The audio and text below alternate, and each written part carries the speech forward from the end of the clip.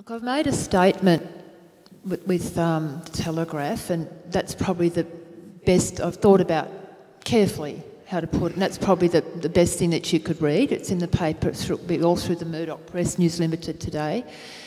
But I suppose, briefly, Julian's character is extremely well portrayed, very true to life, the acting and the scripting, and it shows his motivations in becoming a look-see hacker, a non-criminal hacker, and what he discovered and how that fueled his search for truth and justice, and later on the formation of a whistleblowing site which would enable people, citizens, let's not forget where the whistleblowers are citizens trying to tell other citizens what's going on. My own character I felt was a bit two-dimensional.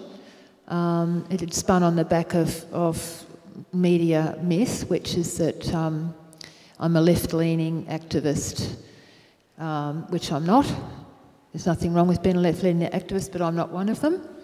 I have, from time to time, engaged in some things where I thought there was an injustice, but I wouldn't put it along those terms of me being a political activist. I'm actually an artist and mother. They're my primary roles, and I felt that the film had shown that I was somehow inspiring anti-US sentiment in Julian, and this is absolutely not the truth.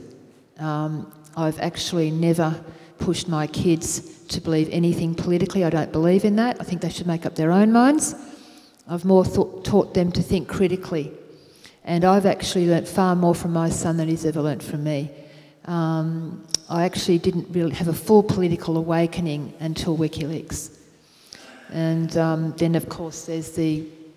You can read the rest of it anyway in the review. It's only short, but that's probably about the gist of it. But I think it is worth watching because I think Julian is extremely well portrayed.